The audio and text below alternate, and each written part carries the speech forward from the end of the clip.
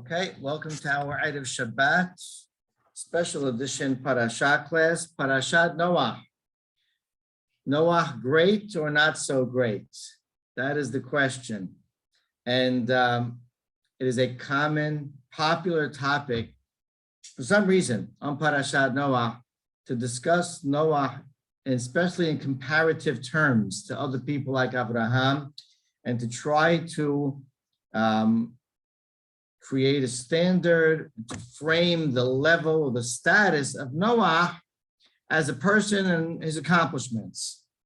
And very often this discussion is triggered by the first Rashi, one of the first Rashis in the Parashat, where the Torah tells us, Ele toledot Noah, Noah ish Sadiq Tamim haya bedorotav. Noah was a righteous and complete person in his generations. And on that, Rashi comments, and he gives a few comments actually, but he says, some of our Hachamim use this as a means to praise Noah, and that all the more so if he was in the generations of Sadiqim, he would be a great, a righteous person, even greater than he became. In other words, when it says bedorotav, in his generations, it's a comparison for the good. And others say Rashi dorshin lignai, use this dorotav, generations, as a negative, and to say that he's a tzaddik in this generation. But can you imagine if he was in Avraham Avinu's generation, he wouldn't be looked at as so prestigious and as such a accomplished person. So the first mistake that's made, this is a reference from the Gemara in Sanhedrin. First mistake that's made in using this source as a comparison is that this source is not trying to compare Noah and Abraham. This source is trying to speculate as to how would Noah look in another generation, as in perhaps the generation of Abraham. Was his life end up, and would his accomplishments be, and in terms of his personal virtue, be greater or not so great? When the Torah says bedorotav, in his generations, does it mean that he was great in his generations, even though his generations were so challenging, and he would be even greater otherwise? Or he was only great compared to his generations, but not a comparison to the individual of Abraham Avinu? That wasn't meant to be. In fact, the Gemara Sanhedrin does not even mention Abraham. Rashi says Doro shel Abraham, the generation of Abraham. That's the way Rashi understands the generational comparison of this midrash. And the truth is, just in a tangent discussion as to what it means to compare individuals, you could say that it's preposterous to try to even ever compare individuals from different generations in different time periods. Why? Because of context. There are so many different variables that you factor in order to create the definition, the assessment, the evaluation of an individual and his accomplishments. You can't compare, as they say, apples and oranges.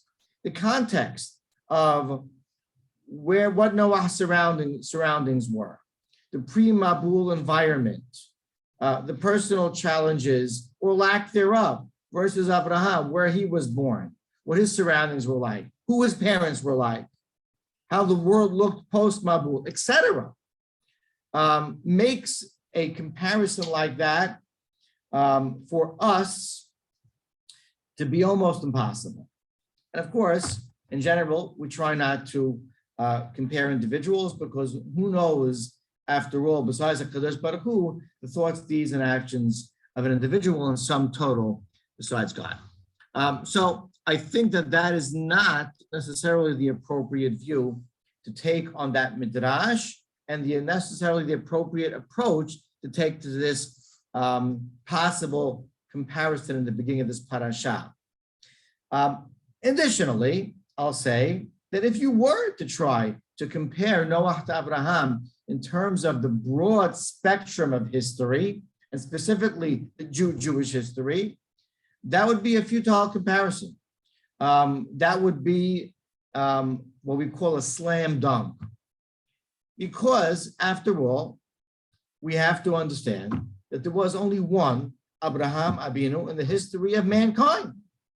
And we know for certainty that our nation was chosen by virtue of God choosing Abraham Avinu to be the father of this nation. Noah was not chosen. That does not at all bear out negatively for Noah. There's only one person that was chosen. It was Abraham Avinu. And you can speculate as to why. There are some clear reasons. And obviously, Abraham Avinu went out to save the world, literally. His objective in his life's existence was save the world and bring them to God. Noah, while was an extremely righteous person, and in fact, the Midrash does speak of Noah and his activity of outreach to others and trying to impact and influence and change them.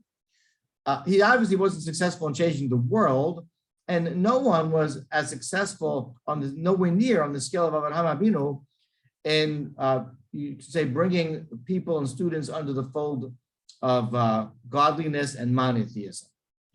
Simply never was and never will be a person like that. And I believe it to be a mistake sometimes, not just to try to breach the discussion of this comparison, but for people in general, I think to not only look negatively upon Noah, and that's a discussion that we'll get to in a few minutes, trying to frame Noah as a righteous person, but in their personal lives, to try so much more to be an Abraham than to be a Noah. And what do I mean by that? I mean by that Abraham Avinu was certainly the paradigm for what it is to be committed to God and what it means to be a giant and elevate oneself in his interactions between man and fellow man. It's hard to find another paradigm, maybe Moshe Rabbeinu, like that, ever in history. But for a person to think that Abraham Avinu is his model for one's thrust in life in terms of accomplishments, in terms of mission, in terms of goals, is very unrealistic. Yes, to a certain extent, we have responsibility to reach out and touch and affect and impact other Jews and to be part of a nation and to play our role. And great people over time have done that in a way. But the idea of saving the world is something that is not made for everyone. And even though it's something very laudable to aspire to, but it's something that we shouldn't put as our standard of accomplishment, of what it means to be accomplished. And try not to paint this with too much of a negative brush, but I would say, just as an aside, that a mistake in Judaism in general is that society, a lot of people puts others in an Abraham position, a leadership position when they're not ready. And what I mean by that is that for a person to think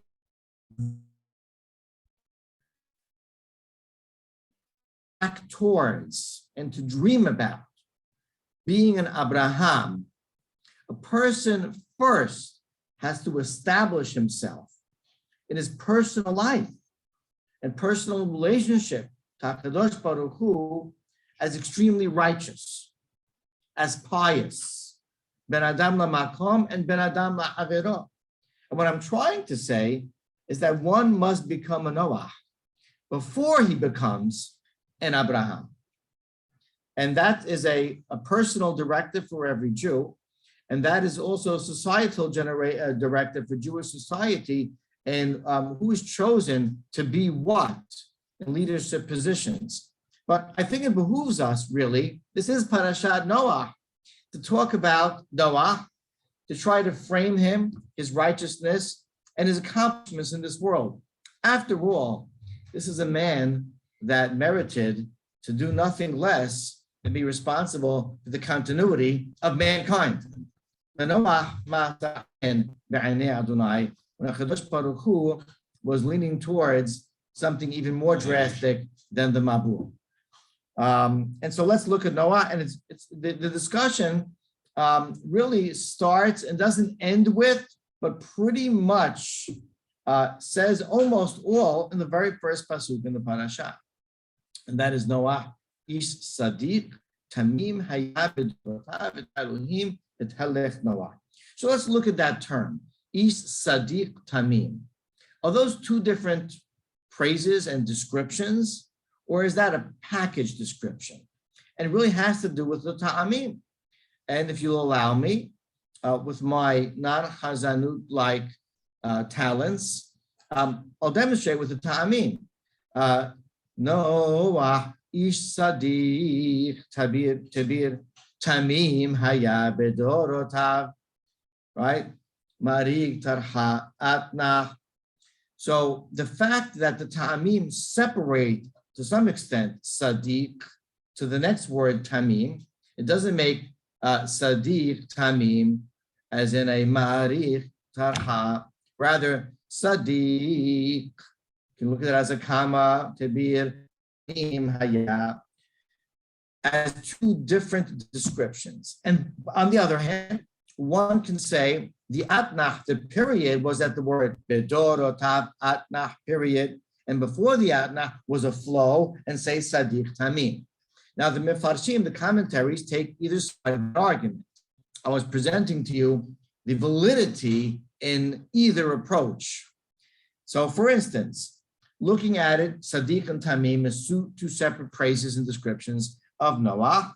You have some of the Pashtanim, like Ibn Ezra, who says that Sadiq refers to his actions, Ma'asav, and Tamim refers to Bilabo, in his heart, in his intent, in his sincerity, in his commitment. Right? This you can be a doer and not necessarily reflect that same person inside and be as committed as your actions would seem to present themselves. He was whole, he was complete. Sadiq and Tamim. Sforno similarly says Sadiq b'maaseh and Tamim b'muskalot. In his actions, he was righteous and pious, and he was complete in his intellect, in his knowledge, in his understanding. On the other side, there are those, as we said, who explain it to be one single description and term, like the Ramban. The Ramban says that Sadiq Tamim is, the word Tamim can be explained as complete or whole. Tamim in his sitkut, whole or complete in his righteousness, so that we see no flaws in him. You can really just simply analyze the very fact in this parasha that the entire world was being punished, and Hashem didn't find guilt in this man. He was surrounded by evil, by those perpetrating thievery and rape and abominable behavior that we won't even elaborate on further. And there was no fault of any of those in any of those areas found in Noah to destroy him and rather spare him and his family and his merit. So that is a Sadiq Tamim that you can say is a pious, a person who is complete in his piousness, or at least close to complete, because no one's perfect.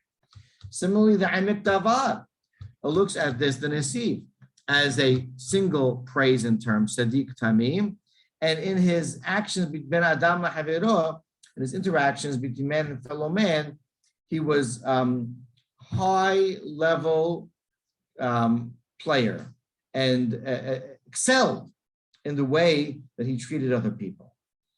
So Noah is complimented with high praise by God right off the bat in this parasha. Sadiq Tamim, 201 compliments. Either way, it's a major compliment and praise.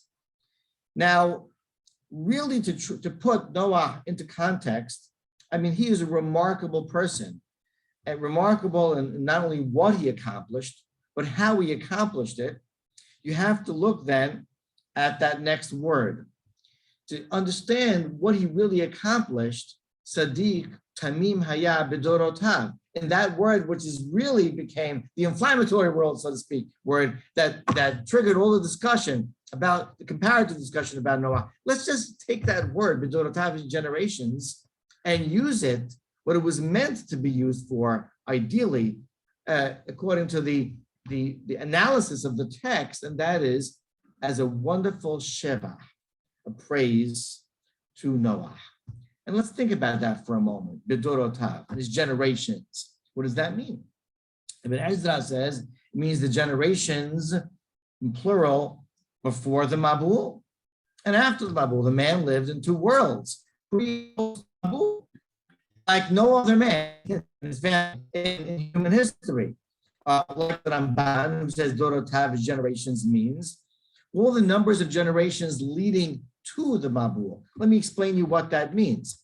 Like, for instance, the Rambam in Moreh Buchim explains that from the generation of Hanoch, the generation from Adam and on, mankind already started to engage in Avodat Kochabim, in star gazing, star worship, and then idolatry, and to the extent that eventually, as the Rambam explains, God became lost and unknown. What eventually led up to Abraham Abinu's heroics.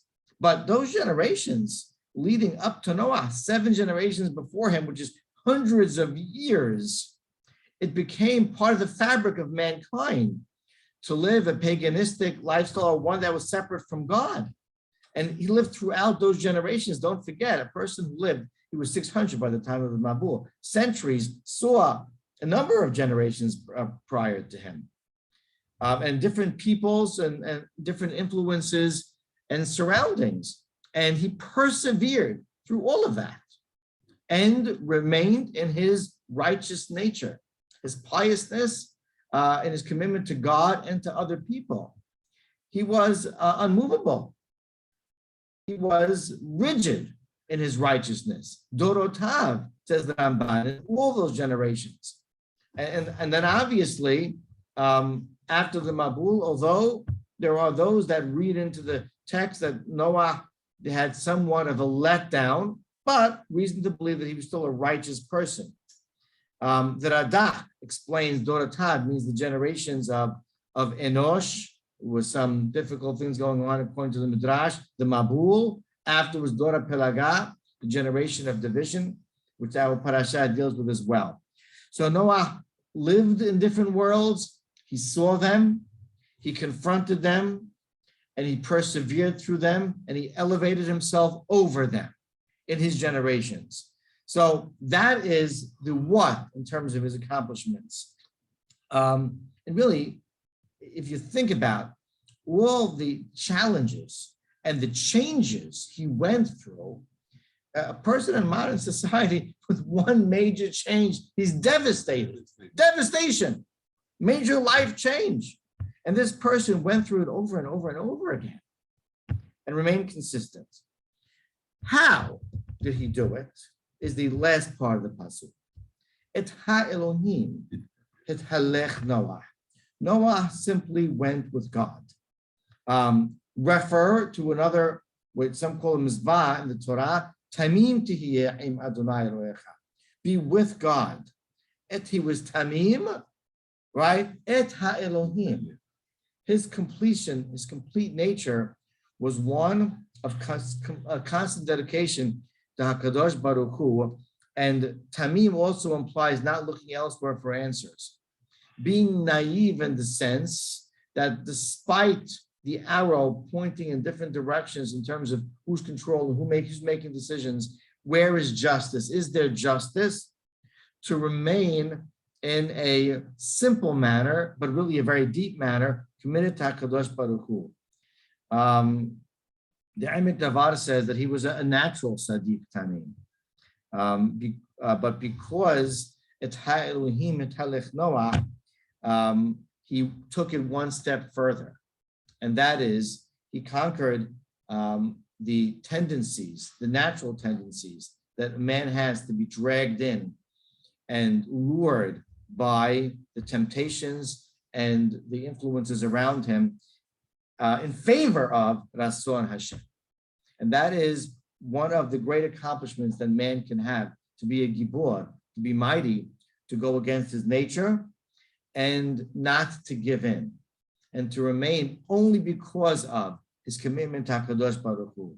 So Noah, in right at the beginning, the first pasuk in our parasha is painted as a righteous person, as an exceptional person, as an incredibly accomplished person, and certainly as a role model for us as Jews. He merited being mentioned in the Amidah Musaf of Rosh Hashanah, for the holiest moments of the year, and a person whose lead we can take.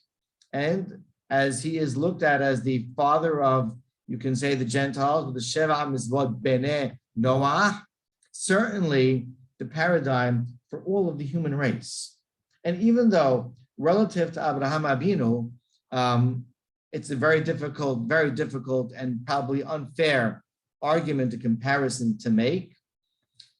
As I said, Abraham, another level. But before a person can dream about saving the world and being Abraham, a person first has to strive to become a Noah. Shabbat shalom.